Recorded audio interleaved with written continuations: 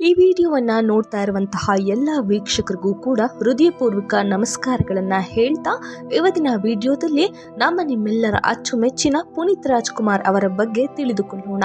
ಅದಕ್ಕಿಂತ ಮುಂಚೆ ನೀವಿನ್ನು ನಮ್ಮ ಯೂಟ್ಯೂಬ್ ಚಾನಲ್ ಅನ್ನು ಸಬ್ಸ್ಕ್ರೈಬ್ ಮಾಡಿಲ್ಲ ಅನ್ನೋದಾದರೆ ಈಗಲೇ ಸಬ್ಸ್ಕ್ರೈಬ್ ಮಾಡಿಕೊಳ್ಳಿ. ಹಾಗಾದರೆ ಬನ್ನಿ ಪುನೀತ್ ಅವರ ಜೀವನ ಚರಿತ್ರೆಯನ್ನ ತಿಳಿದುಕೊಳ್ಳೋಣ. ಪವರ್ ಸ್ಟಾರ್ ಪುನೀತ್ ರಾಜ್ಕುಮಾರ್ ಕನ್ನಡ ಚಿತ್ರರಂಗದ ಪ್ರಮುಖ ನಾಯಕ ನಟ.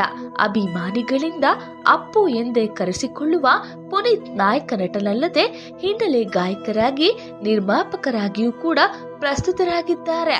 ಸುಮಾರು 4 ದಶಕಗಳ ತಮ್ಮ ಸಿನಿ ಜೀವನದಲ್ಲಿ ಬಾಲ ಕಲಾವಿದನಾಗಿ 14 ಮತ್ತು ನಾಯಕನಾಗಿ 43ಕ್ಕೂ ಹೆಚ್ಚು ಚಿತ್ರಗಳಲ್ಲಿ ನಟಿಸಿದ್ದಾರೆ.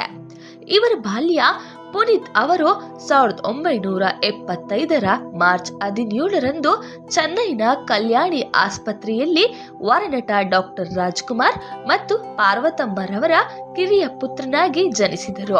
ಇವರ ಹಿರಿಯ ಸಹೋದರರಾದ ಶಿವರಾಜ್ ಕುಮಾರ್ ಮತ್ತು ರಾಘವೇಂದ್ರ ರಾಜ್ಕುಮಾರ್ ಕೂಡ ಕನ್ನಡ ಚಿತ್ರರಂಗದ ಯಶಸ್ವಿ ನಾಯಕ ನಟರು.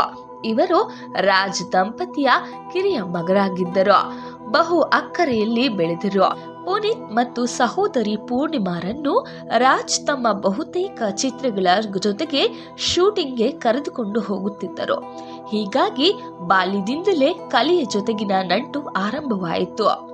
ಸಿನಿಮಾ ಪಯಣ ಹಾಗೂ ಬಾಲ ಕಲಾವಿದ ಪುನೀತ್ ಅವರು 6 ತಿಂಗಳ ಮಗುವಿದ್ದಾಗಲೇ 1976ರಲ್ಲಿ ತೆರೆಗಂಡ ಪ್ರೇಮದ ಕಾಣಿಕೆ ಚಿತ್ರದ ಮೂಲಕ ತೆರೆಯ ಮೇಲೆ ಕಾಣಿಸಿಕೊಂಡರು.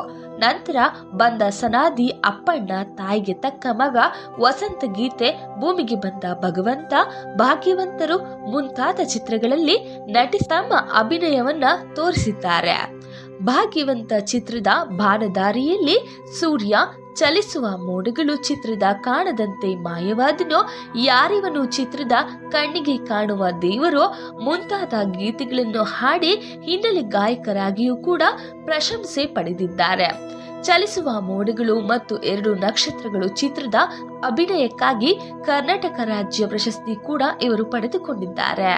ಬಾಲ ಕಲಾವಿದನಾಗಿ ಪುನೀತ್ ಅಭಿನಯಿಸಿದ ಉತ್ಕೃಷ್ಟ ಚಿತ್ರ ಬೆಟ್ಟದ ಹೂ 1984ರಲ್ಲಿ ತೆರೆಗಂಡ ಎನ್ ಲಕ್ಷ್ಮೀನಾರಾಯಣ ನಿರ್ದೇಶನದ ಈ ಚಿತ್ರದಲ್ಲಿ ಪುನೀತ್ ಬಾಲಕ ರಾಮು ಆಗಿ ನಟಿಸಿದರು. ಶಾಲೆಗೆ ಹೋಗುವ ಬಡ ಬಾಲಕನೊಬ್ಬ ತಳಮಳಗಳನ್ನು ಚಿತ್ರ ಚೆನ್ನಾಗಿ ಬಿಂಬಿಸಿತು. ಈ ಚಿತ್ರ ಇಂಗ್ಲಿಷ್ನಲ್ಲಿ ಕಾದಂಬರಿಯಾಗಿದೆ. ಈ ಚಿತ್ರದ ಅಭಿನಯಕ್ಕಾಗಿ ಪುನೀತ್ಗೆ ರಾಷ್ಟ್ರ ಪ್ರಶಸ್ತಿ ದೊರೆಯಿತು. ಡಾಕ್ಟರ್ ಪುನೀತ್ ರಾಜ್ಕುಮಾರ್ ಅವರ ಸಿನಿ ಪಯಣ ಹೇಗಿತ್ತು ಗೊತ್ತಾ? 2002ರಲ್ಲಿ ತೆರೆಕಂಡ ಪುರಿ ಜಗನ್ನಾಥ ನಿರ್ದೇಶನದ ಅಪ್ಪು ಚಲನಚಿತ್ರದಿಂದ ಮತ್ತೊಮ್ಮೆ ನಾಯಕ ನಟನಾಗಿ ಕನ್ನಡ ಚಿತ್ರರಂಗಕ್ಕೆ ಎಂಟ್ರಿ ಕೊಟ್ಟರು. ಈ ಚಿತ್ರ ಅದ್ದೂರಿ ಯಶಸ್ಸು ಕಂಡಿತು.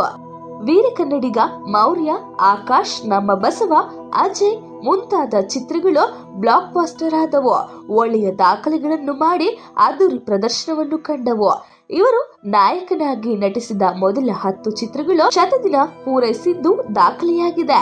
ನಾಯಕನಾಗಿ 2 ರಾಜ್ಯ ಪ್ರಶಸ್ತಿ, 4 ಫಿಲ್ಮ್ ಫೇರ್ ಪ್ರಶಸ್ತಿ, 2 ಸೈಮಾ ಹೀಗೆ 10 ಹಲವು ಪ್ರಶಸ್ತಿಯನ್ನು ಪಡೆದಿದ್ದಾರೆ.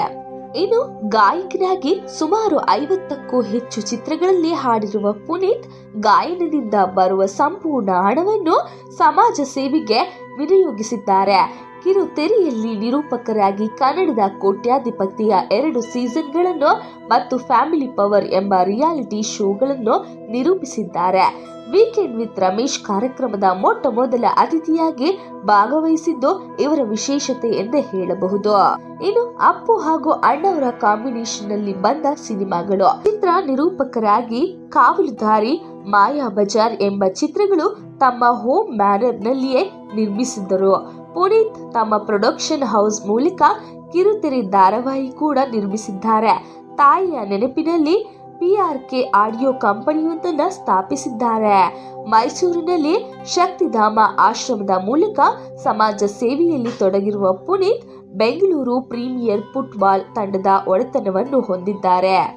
ಕರ್ನಾಟಕದ ಸರ್ಕಾರ ನಂದಿನಿ ಹಾಲು ಉತ್ಪನ್ನಗಳು ಮತ್ತು LED ಬಲ್ಬ್ಗಳ ರಾಯಭಾರಿಯಾಗಿ ಕೂಡ ಪ್ರಸ್ತುತರಾಗಿದ್ದಾರೆ. ಒಂದು ಆವೃತ್ತಿಯಲ್ಲಿ ರಾಯಲ್ ಚಾಲೆಂಜರ್ಸ್ ಬೆಂಗಳೂರು ತಂಡದ ರಾಯಭಾರಿಯೂ ಕೂಡ ಇವರೇ ಆಗಿದ್ದಾರೆ. ಇವರ ವಿವಾಹ 1999ರಲ್ಲಿ ಚಿಕ್ಕಮಗಳೂರಿನವರಾದ ಅಶ್ವಿನಿಯವರನ್ನು ಕೈ ಹಿಡಿದರು. ಈ ದಂಪತಿಗಳಿಗೆ ಧೃತಿ ಮತ್ತು ವಂದಿತಾ ಎಂಬ ಪುತ್ರಿಯರಿದ್ದಾರೆ. ಮೈಸೂರಿನ ಶಕ್ತಿಧಾಮ ಆಶ್ರಮದ ಮೂಲಕ ಸಮಾಜ ಸೇವೆಯಲ್ಲಿ ತೊಡಗಿಸಿಕೊಂಡಿದ್ದಾರೆ. ಇನ್ನು ಇವರು ಶೈಕ್ಷಣಿಕ ನೆರವು ಏನು ಗೊತ್ತಾ? ಅನಾಥಾಶ್ರಮ, ವೃದ್ಧಾಶ್ರಮ, ಗೋಶಾಲೆಗಳಿಗೆ ಆರ್ಥಿಕ ನೆರವು ನೀಡಿದ್ದಾರೆ. ಕನ್ನಡ ಮಾಧ್ಯಮ ಶಾಲೆಗಳಿಗೆ ಸಹಾಯ ಕೂಡ ಮಾಡುತ್ತಿದ್ದಾರೆ. ಕನ್ನಡ ಮಾಧ್ಯಮ ಶಾಲೆಗಳಿಗೂ ನೆರವು ನೀಡುತ್ತಿದ್ದಾರೆ. ಹಣದ ದಾನ, ತಾನು ಹಾಡಿದ ಹಾಡುಗಳಿಂದ ಬರುವ ಹಣವನ್ನು ದಾನ ಮಾಡುತ್ತಿದ್ದಾರೆ. ಕೇವಲ 46 ವಯಸ್ಸಿನಲ್ಲೇ ಇಷ್ಟೆಲ್ಲ ಸಾಧನೆ ಮಾಡಿ ಪುನೀತ್ ಅವರು ನಮ್ಮೆಲ್ಲರನ್ನು ಬಿಟ್ಟು 29 ಅಕ್ಟೋಬರ್ 2021ರಂದು ದಿಢೀರನೆ ಬಂದ ಹೃದಯಾಘಾತದಿಂದ ನಿಧನರಾದರು. ನಮ್ಮೆಲ್ಲರನ್ನು ಬಿಟ್ಟು ಕಾಣೆಯಾದರು. ಹೀಗಾಗಿ ನಾನು ಹೇಳುವುದೇನಪ್ಪಾ ಅಂದ್ರೆ, ಇರುವುದೊಂದು ದಿನ, ಸಾಯುವುದೊಂದು ದಿನ. ನಮ್ಮ ಪ್ರೀತಿಯ ಅಪ್ಪು ಸರ್ ಎಷ್ಟೆಲ್ಲ ಸಾಧನೆಯನ್ನ ಮಾಡಿದ್ದಾರೆ, ಎಷ್ಟೆಲ್ಲ ಹೆಲ್ಪ್ ಅಥವಾ ಸಹಾಯವನ್ನ ಮಾಡಿದ್ದಾರೆ. ಆದರೂ ಕೂಡ ಅವರು ಎಲ್ಲೂ ಕೂಡ ಈ ಒಂದು ವಿಷಯನ ಹೇಳ್ಕೊಂಡಿಲ್ಲ. ನಾವು ಕೂಡ ಇರುವಷ್ಟು ದಿನ ಚೆನ್ನಾಗಿದ್ದು ಒಳ್ಳೆಯ ಸಾಧನೆಯನ್ನ ಮಾಡಬೇಕು ಅನ್ನೋದು ನನ್ನ ಇಚ್ಛೆ. ಈ ಮಾಹಿತಿ ನಿಮಗೆ ಇಷ್ಟವಾಗಿದ್ದಲ್ಲಿ ವಿಡಿಯೋಗೊಂದು ಲೈಕ್ ಮಾಡಿ, ಹಾಗೆ ಈ ಮಾಹಿತಿಯನ್ನ ಇನ್ನೊಬ್ಬರಿಗೆ ಶೇರ್ ಮಾಡೋದನ್ನ ಮರಿಬೇಡಿ. ಹಾಗೆ ನಮ್ಮ ಒಂದು ಯೂಟ್ಯೂಬ್ ಚಾನಲ್ನ ಸಬ್ಸ್ಕ್ರೈಬ್ ಮಾಡಿಕೊಳ್ಳಿ.